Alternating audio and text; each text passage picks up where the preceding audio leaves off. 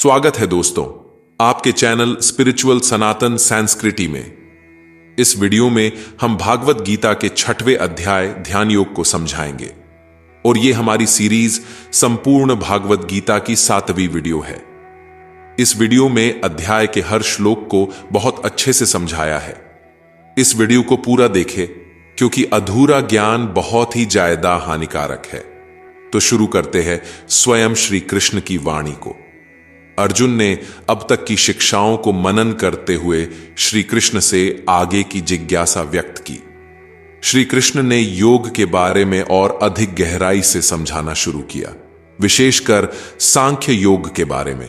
श्री कृष्ण ने कहा, अर्जुन, जो व्यक्ति कर्म करता है लेकिन उन कर्मों के फलों की इच्छा नहीं करता, वह सन्यासी और योगी दोनों है। न केवल वह जो अग्नि और कर्मों का त्याग करता है। इस प्रकार उन्होंने सन्यास की वास्तविक अवधारणा को स्पष्ट किया कि सन्यास मात्र बाहरी क्रियाओं का त्याग नहीं है, बल्कि फलों की आसक्ति का त्याग है।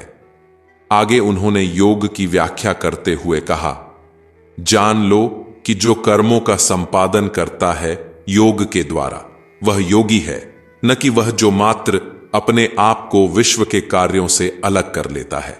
इस प्रकार श्री कृष्ण ने योग की प्राकृतिक परिभाषा को बताया कि योग का अर्थ है कर्म करना, लेकिन बिना उन कर्मों के फलों की चिंता किए।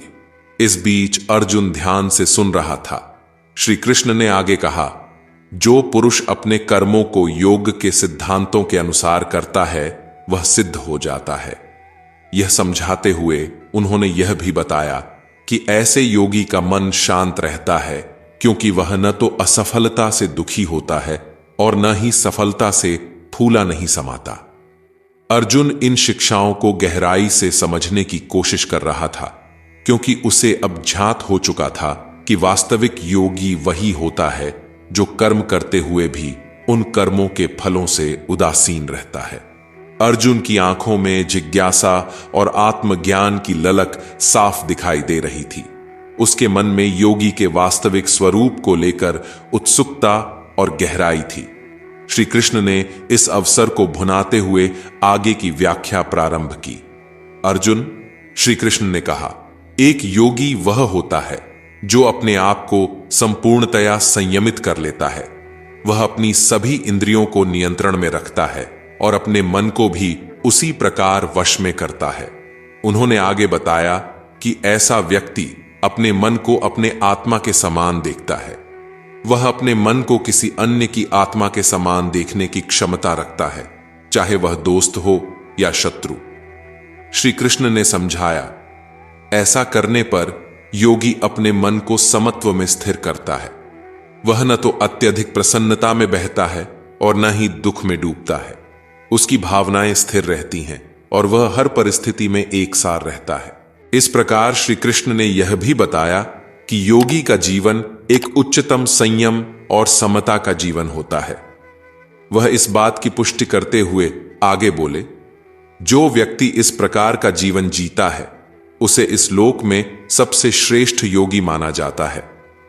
अर्जुन ने इन शब्दों को गहराई से समझा और यह जानने की कोशिश की कि वह किस प्रकार से अपने दैनिक जीवन में इन शिक्षाओं को उतार सकता है। उसने महसूस किया कि योगी के गुण उसे किसी भी परिस्थिति में संयमित और संतुलित रखने में मदद करेंगे। अर्जुन ने श्री कृष्ण की बातों को ध्यान से सुना और उन्हें आत्मसात करने की कोशिश की। उसे अब तक की गई बातों में गहराई और जीवन के प्रति एक नई दृष्टि मिली थी। श्री कृष्ण ने आगे कहा, अर्जुन, योगी वह होता है जिसके लिए सोना और जागना, रहना और जीना मन की स्थिति में एक समानता लाता है। उसके लिए गर्मी और ठंड, मान और अपमान में कोई भेद नहीं होता। वह इन सभी विपरीतताओं को समान भाव से देखता है और यही उसके आत्मनियंत्रण का परिचय होता है। फिर श्री कृष्ण ने अर्जुन को यह समझाया कि योगी किसी भी प्रकार के भेदभाव से ऊपर उठ जाता है। वह चाहे मिट्टी, पत्थर या सोने के टुकड़े को देखे, उसके लिए सब एक समान है। उसकी दृष्टि में कोई विशेषता नहीं होती, क्योंकि वह हर चीज में एक ही सत्ता को देखता है। और अर्जुन, श्री कृष्ण ने आगे बताया, योगी के लिए सबसे बड़ा लक्षण यह है कि वह सभी प्राणियों में, चाहे वे मित्र हों या शत्रु, एक समान आत्मा को देखता है। उसके लिए हर एक में ईश्वर का वास होता है। वह सभी के प्रति मैत्री भाव रखता है और किसी के प्रति द्वेष या घृणा नहीं करता। अर्जुन ने इस गहन शिक्षा को समझने की कोशिश की। उसे अब यह एहसास हो रहा था कि योगी बनना सिर्फ शारीरिक क्रियाओं तक सीमित नहीं है, बल्कि यह एक गहन मानसिक और आत्मिक अनुभव है। उसे यह भी समझ आया कि जीवन के सभी पहलुओं में संभव रखना ही योग का सच्चा स्वरूप है। श्री कृष्ण ने आगे बताया कि योगी कैसे अपने जीवन को संयमित और व्यवस्थित रखता है। अर्जुन, श्री कृष्ण ने कहा, एक सच्चा योगी वह है जो अपने आप को एकांत में स्थापित करता है, जहां कोई विक्षेप नहीं होता।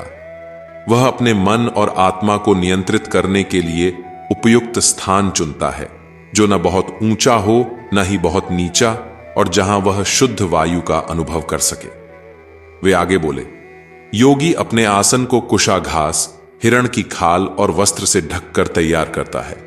वह इसे ऐसे स्थान पर लगाता है जहां वह न तो अधिक उच्च हो और न ही अधिक नीच, यानी एक समतल जगह पर।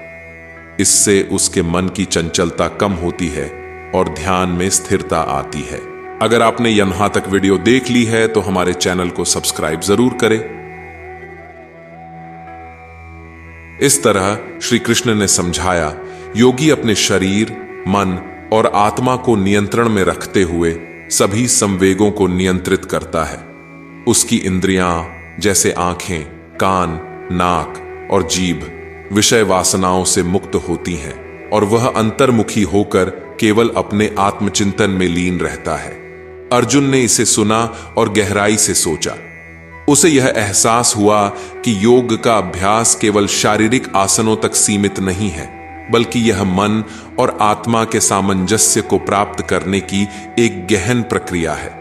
उसने समझा कि यह कैसे एक व्यक्ति को भीतरी शांति और स्थिरता की ओर ले जा सकता है।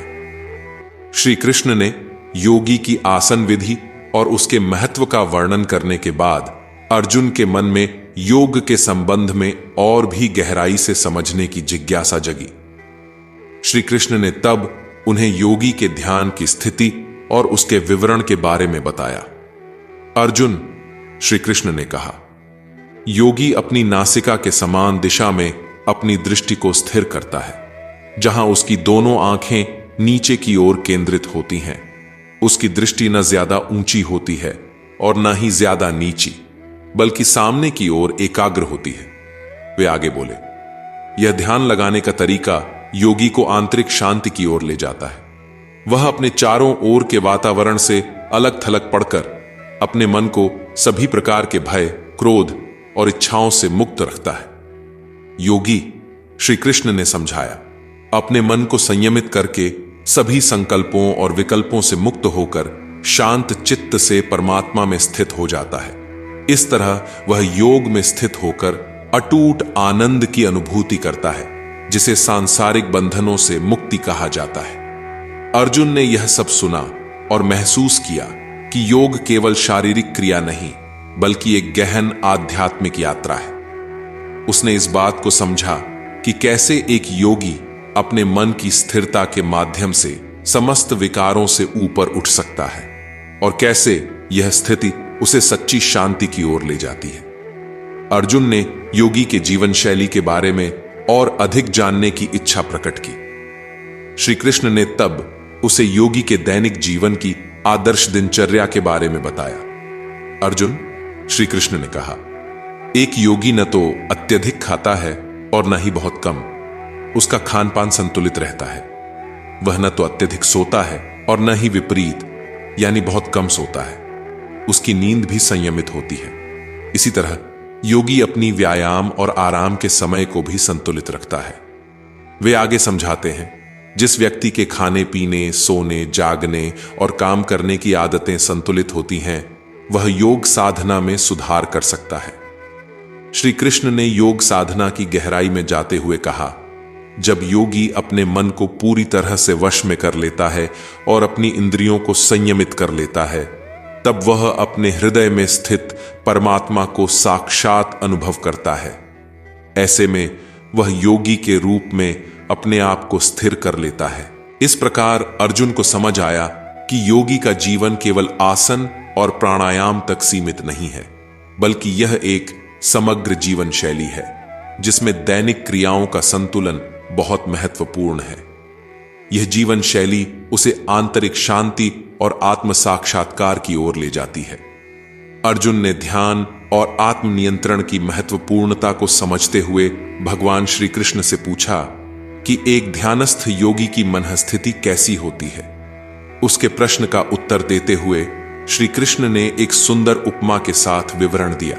श्री कृष्ण ने कहा, ओ अर्जुन, एक सिद्ध योगी का मन समुद्र की तरह होता है। जैसे समुद्र में अनेक नदियां अपना पानी डालती हैं, परंतु समुद्र अपनी सीमा से बाहर नहीं उछलता, उसी प्रकार योगी के मन में विभिन्न विचार आते हैं, लेकिन वह अविचल और शांत बना रहता है।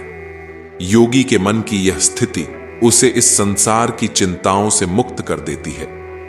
जिस प्रकार समुद्र के गहरे जल में हलचल के बावजूद शांति बनी रहती है, उसी प्रकार योगी का मन भी बाह्य प्रभावों से अछूता रहता है। इस शांत और स्थिर मन की स्थिति को प्राप्त करने पर योगी को आत्मा की अनुभूति होती है और वह ब्रह्मानंद अर्थात परमानंद का अनुभव करता है। श्री कृष्ण ने आगे कहा, जब योगी इस दिव्य आनंद की अनुभूति कर लेता है, तब उसे इस भौतिक संसार की कोई भी वस्तु इतनी प्रिय नहीं लगती कि वह उसके लिए विचलित हो। उसके लिए यह आनंद ही सर्वोपरि होता है और इसी में वह अपने आप को स्थित पाता है। अर्जुन ने यह समझा कि योगी का जीवन केवल बाह्य तपस्या और व्यायाम तक सीमित नहीं है, बल्कि यह एक गहरे आंतरिक आनंद की खोज है, जहां योगी आत्मा की शांति और संतुष्टि में अपने आप को पाता है। श्री कृष्ण ने कहा, जब कोई योगी उस दिव्य आनंद को प्राप्त कर लेता है जो आत्मज्ञान से उपजता है, तब वह इस आनंद को सभी भौतिक सुखों से श्रेष्ठ मानता है। इस दिव्य आनंद की अनुभूति करने के बाद उसे किसी भी अन्य वस्तु में इतना आकर्षण नहीं रहता कि वह अपनी स्थिरता खो दे। इस अवस्था में पहुंचने के बाद योगी को न तो किसी तरह की भयावह परिस्थिति ही विचलित कर सकती है और न ही वह बदलावों से प्रभावित होता है। उसका मन अशांत नहीं होता, बल्कि हर परिस्थिति में स्थिर और संतुलित रहता है। वह सभी विकारों से मुक्त होकर केवल आत्मा में ही आनंद अनुभव करता है। आगे बताते हुए श्री कृष्ण ने यह भी समझाया, योगी का यह अवस्था अटूट होती है और एक बार जब वह इस अवस्था में स्थिर हो जाता है तो वह फिर कभी इससे नहीं डिगता।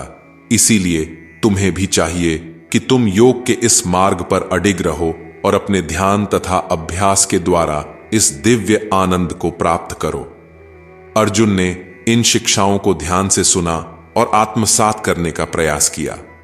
वह समझ गया कि योगी बनने के लिए आत्मज्ञान ही सबसे बड़ी कुंजी है और यही वह दिव्य आनंद है जिसे प्राप्त करने की लालसा उसे अपने जीवन में रखनी चाहिए। अर्जुन ने योग के मार्ग पर चलते हुए आत्म संयम और ध्यान की महत्ता को समझा। श्री कृष्ण ने इसी संदर्भ में उन्हें आगे की बातें समझाईं। श्री कृष्ण ने कहा, धीरे धीरे चित्त को निरंतर अभ्यास और वैराग्य के द्वारा वश में करो। मन को स्थिर रखने के लिए इसे स्वयं पर केंद्रित करो और इसे अन्य विचारों से दूर रखो। जब तुम इस प्रकार मन को स्थिर रखने में सफल हो जाओगे, तब तुम आत्मा की सच्ची प्रकृति को समझने में समर्थ होगे। यही वह आत्मज्ञान है जो परम शांति की ओर ले जाता है। आत्मज्ञान प्राप्त करने वाला योगी नित्य शांति में बना रहता है। वह दुखों से मुक्त होता है और समस्त प्रकार के भौतिक बंधनों से छूट जाता है। उसकी चेतना पूर्णतः शुद्ध और संतुलित रहती है। अर्जुन ने इन शब्दों को मनन करते हुए सोचा कि यही वह अवस्था है जिसकी प्राप्ति के लिए वह सदैव प्रयत्नशील रहेगा। उसे समझ में आया कि आत्म संयम और ध्यान योग के माध्यम से आत्मा की गहराइयों को जानना और इस प्रक्रिया में शांति की अनुभूति करना संभव है। अर्जुन ने इस दिशा में अधिक दृढ़ता से कदम बढ़ाने का संकल्प लिया। अर्जुन ने ध्यान योग की महत्ता को समझते हुए इसके गहरे अभ्यास में लगने का निश्चय किया। श्री कृष्ण ने उन्हें आगे समझाया कि यह योग कैसे उन्हें अंतर्निहित शांति तक ले जाएगा। श्री कृष्ण ने कहा, जो योगी सतत अभ्यास करता है वह सभी प्रकार के सुख दुख से ऊपर उठ जाता है और उसे सर्वथा शांति की प्राप्ति होती है।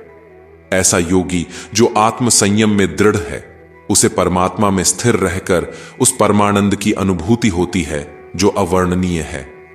ऐसे योगी के लिए सभी प्राणी एक समान हैं। वह एक योगी जो अपनी आत्मा में बसे हुए परमात्मा को सब में देखता है और सबको अपनी आत्मा में देखता है, वह न किसी से घृणा करता है न ही किसी से विशेष प्रेम। यह अवस्था जहां योगी को सब में परमात्मा की झलक मिलती है, उसे उच्चतम ज्ञान की प्राप्ति होती है और वह हर प्राणी में उसी परम सत्ता का दर्शन करता है। अर्जुन ने इन वचनों को सुनकर गहरी सांस ली और सोचा कि यह योग की शक्ति है जो सामान्य दृष्टि से परे जाकर सभी में एकता और समानता का बोध कराती है। उन्होंने महसूस किया कि यही सच्ची शांति का मार्ग है, जहां बाहरी विषमताओं के बावजूद भीतरी समानता को देखा जा सकता है। उसने और अधिक दृढ़ता से इस मार्ग पर चलने का संकल्प लिया। अर्जुन ने श्री कृष्ण के दिए गए ज्ञान को गहराई से समझने की कोशिश की, परंतु उसे योग की इस उच्च अवस्था तक पहुंचने में थोड़ी कठिनाई महसूस हुई। वह विचलित होकर श्री कृष्ण से बोला, हे कृष्ण, आपने जो योग की अवस्था बताई है वह तो अत्यंत गहन है। मेरे लिए इसे प्राप्त करना असंभव सा लगता है। आत्मा को चंचल प्रकृति से स्थिर कर पाना और सब में एक ही सर्वात्मन को देख पाना, यह मुझे वायु को नियंत्रित करने जितना कठिन लगता है। अगर आपने यहां तक वीडियो देख ली है तो हमारे चैनल को सब्सक्राइब जरूर करें। श्री कृष्ण मुस्कुराए और उत्तर दिया, अर्जुन, यह सच है कि मन का नियंत्रण करना आसान नहीं है, लेकिन अभ्यास और वैराग्य से इसे संभव बनाया जा सकता है। मन की चंचलता और उसके विचलित होने की प्रवृत्ति को वश में करना अभ्यास और उचित नियमन से संभव है। उन्होंने आगे कहा, अभ्यास के माध्यम से एक योगी अपने मन को संयमित कर सकता है और जैसे जैसे वैराग्य की गहराई बढ़ती है, वैसे वैसे मन की चंचलता भी शांत होती जाती है। यह एक धीरे धीरे चलने वाली प्रक्रिया है जिसमें समर्पण और धैर्य की आवश्यकता होती है। अर्जुन ने इन शब्दों को सुना और समझा कि यह मार्ग जितना कठिन है उतना ही फलदायी भी है। उसने अपने ध्यान और साधना को और अधिक गहराई से करने का निश्चय किया ताकि वह अपने मन को वश में कर सके और आत्मज्ञान की उस उच्चतम अवस्था तक पहुंच सके जिसका वर्णन श्री कृष्ण ने किया था। अर्जुन ने अपनी शंका और चिंता व्यक्त की, हे कृष्ण, मन का चंचलता से भरा होना स्वाभाविक है जो लगातार भटकता रहता है। इसे वश में करना वायु को वश में करने जैसा दुष्कर प्रतीत होता है। मेरे लिए तो यह अत्यंत कठिन है। श्री कृष्ण ने गंभीरता से उत्तर दिया, तुम सही कह रहे हो अर्जुन। मन का चंचल स्वभाव वास्तव में उसे नियंत्रित करने में बड़ी बाधा उत्पन्न करता है, लेकिन अभ्यास और वैराग्य के द्वारा इसे नियंत्रित किया जा सकता है। अर्जुन ने सोचा और फिर पूछा, हे माधव, अगर कोई व्यक्ति इस पथ पर चलते हुए भी सफल नहीं हो पाता है तो क्या होता है? क्या उसका अभ्यास व्यर्थ चला जाता है? श्री कृष्ण ने आश्वस्त किया, नहीं अर्जुन, कोई भी अभ्यास व्यर्थ नहीं जाता। योग के मार्ग पर अगर किसी की मृत्यु हो जाती है और वह पूर्णता प्राप्त नहीं कर पाता, तो भी उसकी अगली यात्रा उसी बिंदु से आरंभ होती है जहां पर उसने अंतिम बार छोड़ा था। इस प्रकार कोई भी प्रयास अनर्थक नहीं जाता।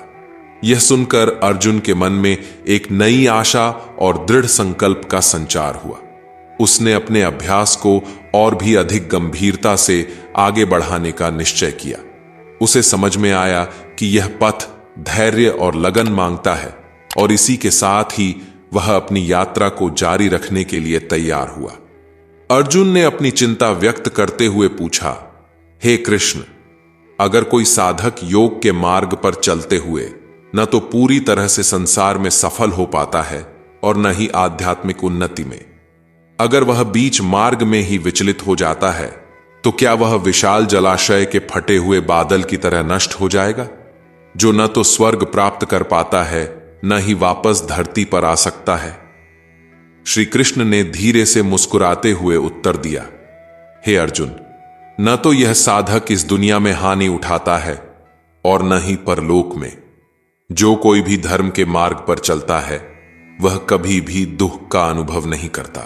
ऐसा साधक जिसने पूर्णता की दिशा में प्रयास किया हो और मध्य में ही काल के ग्रास में आ जाए, उसे उन लोगों के यहां जन्म मिलता है जो शुद्ध और धर्मी होते हैं। यहां वह सुखी और समृद्ध वातावरण में पलता बढ़ता है और उसके पूर्व जन्म के संस्कार उसे पुनः योग की ओर आकर्षित करते हैं। इस तरह कृष्ण ने समझाया, वह व्यक्ति फिर से उसी बिंदु से अपनी आध्यात्मिक यात्रा आरंभ करता है जहां से उसने पिछले जन्म में छोड़ी थी, और इस बार उसके पास अधिक गहराई और समझ होती है। अर्जुन इस उत्तर से संतुष्ट हुआ और उसकी शंकाएं दूर हुईं। उसे विश्वास हुआ कि आध्यात्मिक पथ पर किए गए प्रयास कभी व्यर्थ नहीं जाते, चाहे वे पूर्ण हों या अधूरे।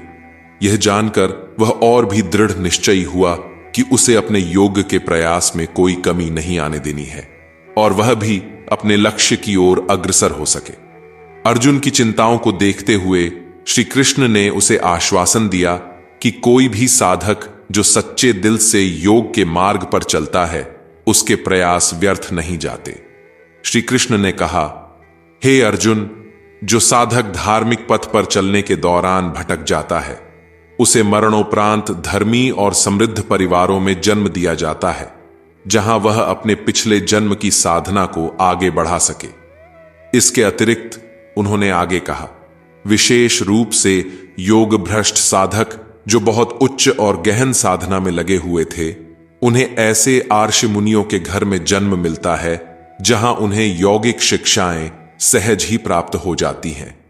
ऐसे वातावरण में उनका धार्मिक और आध्यात्मिक विकास और भी तेजी से होता है। श्री कृष्ण ने जोड़ा, इस प्रकार के जन्म से उन्हें यह सुविधा मिलती है कि वे पिछले जन्म में जो कुछ सीख चुके हैं उसे और अधिक गहराई से समझ सकें और उनके पास इसे और विस्तार देने का अवसर होता है। इन शब्दों के साथ अर्जुन को यह समझ आया कि योग के पथ पर बढ़ने में कभी भी देरी या बाधा अंतिम नहीं होती। यह ज्ञान प्राप्त होने पर उसका हृदय और भी दृढ़ता से प्रेरित हुआ और उसने अपने योग साधना में और अधिक तत्परता और निष्ठा के साथ अग्रसर होने का संकल्प लिया। उसने सोचा कि इस मार्ग पर चलकर वह न केवल अपने आध्यात्मिक विकास को सुनिश्चित कर सकता है, बल्कि अपने समग्र जीवन को भी सार्थक और शांतिपूर्ण बना सकता है।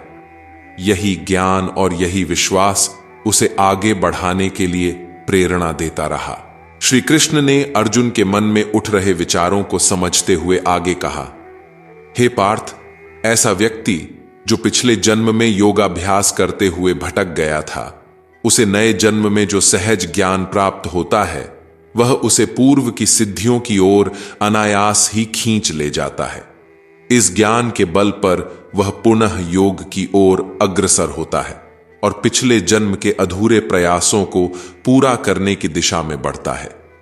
श्री कृष्ण ने स्पष्ट किया, ऐसे व्यक्ति की साधना में प्रवीणता और संघर्षों के बावजूद वह जो साधना कर चुका है, वह उसे बार बार योग की गहराइयों में ले जाती है। इस प्रकार वह धीरे धीरे और अधिक गहराई से योग के अनुष्ठानों में लीन होता जाता है और समय के साथ वह योग के परम स्थान को प्राप्त करता है। इसके बाद उन्होंने कहा, हे अर्जुन, ऐसा योगी जो निरंतर और गहन अभ्यास के साथ योग को अपनाता है, अंततः इस कला में पारंगत हो जाता है। उसके लिए योग केवल एक अभ्यास या दैनिक रूटीन नहीं रह जाता, बल्कि एक ऐसी जीवन शैली बन जाती है जो उसे आत्म साक्षात्कार की ओर ले जाती है। अर्जुन इन बातों को सुनकर बहुत प्रभावित हुआ। उसे यह समझ में आया कि योग का मार्ग सिर्फ कठिनाइयों का ही नहीं है, बल्कि यह अनुभव ज्ञान और आत्मविकास का भी मार्ग है। उसने ठान लिया कि वह भी इस यात्रा को गंभीरता से लेगा और अपने जीवन को योग के माध्यम से ऊंचाइयों तक ले जाएगा। हे अर्जुन, तपस्वी, ज्ञानी और कर्मयोगी भी अपने अपने मार्गों पर उत्तम हैं, परंतु योगी जो मुझ में गहरी भक्ति के साथ स्थिर है, मैं उसे सभी योगियों में श्रेष्ठ मानता हूं। उन्होंने आगे कहा, वह योगी जो सभी प्राणियों को मेरे ही रूप में देखता है और मुझ में ही सबको स्थित देखता है, वह मेरी अपार भक्ति में लीन होकर मुझे प्रियतम है। अर्जुन इन शब्दों को सुनकर चिंतन में पड़ गया। उसे अब समझ में आया कि भक्ति का मार्ग न केवल उसे आंतरिक शांति प्रदान करता है, बल्कि यह उसे दिव्यता से भी जोड़ता है। उसने महसूस किया कि यह भक्ति उसे अपने आत्मा की गहराइयों तक ले जा सकती है और सच्ची मुक्ति का मार्ग प्रशस्त कर सकती है। श्री कृष्ण की इन बातों से प्रेरित होकर अर्जुन ने निश्चय किया कि वह अपनी आध्यात्मिक यात्रा में भक्ति के पथ पर चलेगा, जहां वह न केवल खुद को बल्कि सभी प्राणियों को भगवान के रूप में देखना सीखेगा। उसे विश्वास हो चला था कि इसी में उसके जीवन का सच्चा उद्देश्य और उसकी आत्मा की शांति निहित है। हमारी इस भागवत गीता सीरीज की इस वीडियो का यही अंत होता है। अगर आपने पहला भाग नहीं देखा है तो हमने अंत में वीडियो लगा दी है और एंड स्क्रीन पर पूरी सीरीज की प्लेलिस्ट लगा दी है। कृपया उस पर क्लिक करके देखें और हमारे चैनल को सब्सक्राइब जरूर करें। कमेंट में जय श्री कृष्ण भी लिखें। इसी के साथ शब्द को विराम देते हैं। जय श्री कृष्ण।